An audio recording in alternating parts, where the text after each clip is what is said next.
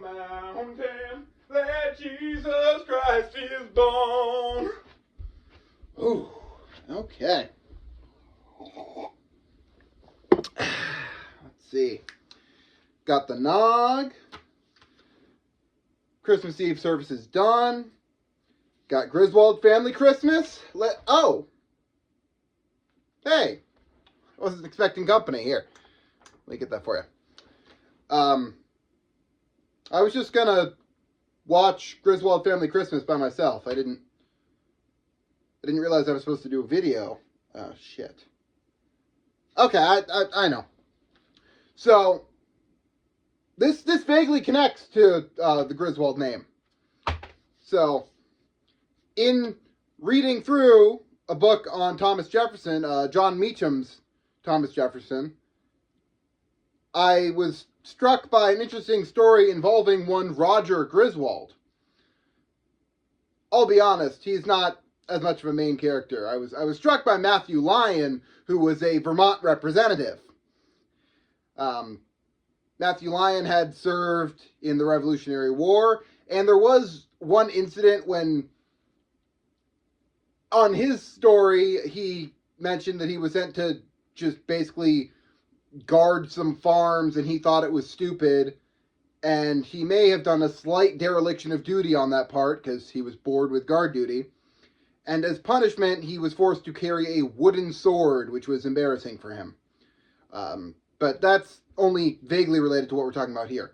What we're talking about here is the William Blount affair, where William Blount had allegedly been working with the British to take Spanish Florida, and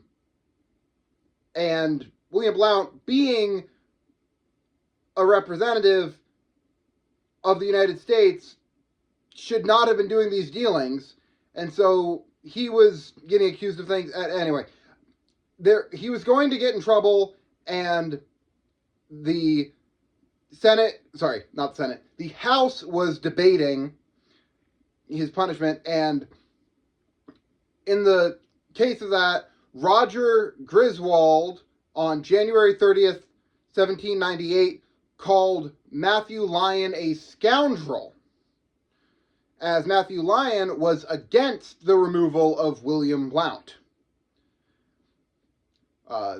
Lyon says, no, I'm just fighting for the common man, and, you know, whatever, we want more land, it doesn't matter, whatever. So he says he's fighting for the common man. Roger Griswold shoots back with, oh, what are you fighting with, a wooden sword? Which, remember, Matthew Lyon had been forced to carry a wooden sword for a bit due to him doing a slight dereliction of duty. Lyon then spits his tobacco at Roger Griswold. Now, not using a spittoon was actually pretty common. As late as 1842, when Charles Dickens visits Congress, he mentions that the floor is carpeted with spit. So it took them a while to stop just spitting on the floor, or at each other, apparently. Now, the spitting is as far as it goes that day. Lyon does apologize for acting in manner unbecoming of a representative. However, he does not directly apologize to Roger Griswold. So 2 weeks later, on February 15th, 1798, Griswold, being unsatisfied with Lyon's half-hearted response, attacks Matthew Lyon with a cane on the House floor, meaning that the Sumner caning was not the first congressional caning. I know. Insane. Matthew Lyon falls back to the fireplace, grabs tongs, and they start dueling. Other representatives have to tear them off each other, and the men promise to play nice. They're then both getting held up on censured. They're both getting censured. And they promise they'll play nice. They won't fight physically again. And it ends up in a vote 73-21, and both men are let off the hook. So that was the winter drama involving Roger Griswold and Matthew Lyon. As I mentioned, Matthew Lyon, being a representative from Vermont, I'm more interested in him. So I looked a bit deeper into him.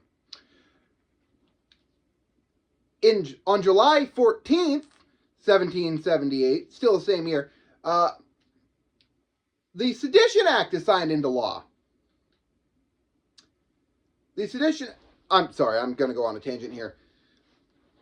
The Sedition Act was a terrible act. By our second president, we were already challenging the freedom of speech that was guaranteed to us in the First Amendment, because John Adams is has a hermaphroditic character with neither the sternness of man nor the grace of woman. I may have butchered that quote, but Thomas Jefferson was right about John Adams. Anyway, Matthew Lyon gets in trouble for violating it. Now, there is a little bit of an ex post facto here. So, a letter that Matthew wrote pre the signing of the Sedition Act into law gets published 2 weeks after the law is in effect. Meaning he had technically committed the speech that violates the law beforehand, but since it wasn't published till 2 weeks later, he does get in trouble.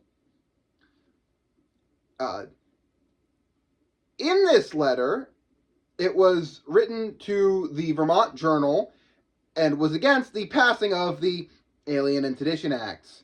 He ends up getting indicted, and on October 7th, he goes to trial. On October 10th, he's found guilty.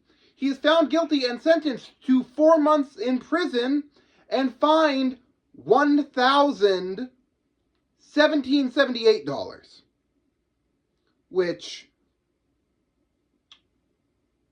I did not look up what that is now, but editing me, what is it?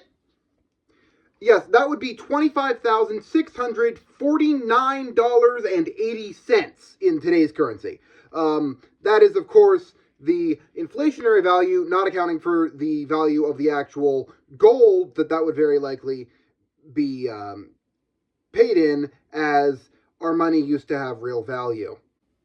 Wow, that's impressive, editing me. You go. So he was found guilty. Then elections are held in November, and he's reelected from prison and fulfills another term. See, that's when people say things are unprecedented, like, are they really? Come on. It was our second president, and we already had a representative who'd been found guilty of a federal crime.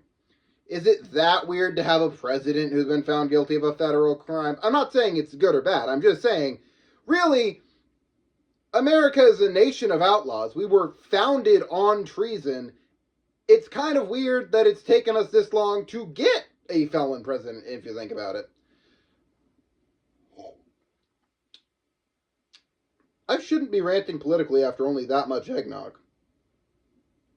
Anyways, I hope you all have a very Merry Christmas, have a very Happy Hanukkah, have a very Happy Kwanzaa. Be merry, have fun, wassail, and here's to the new year. God. Where's the Tylenol?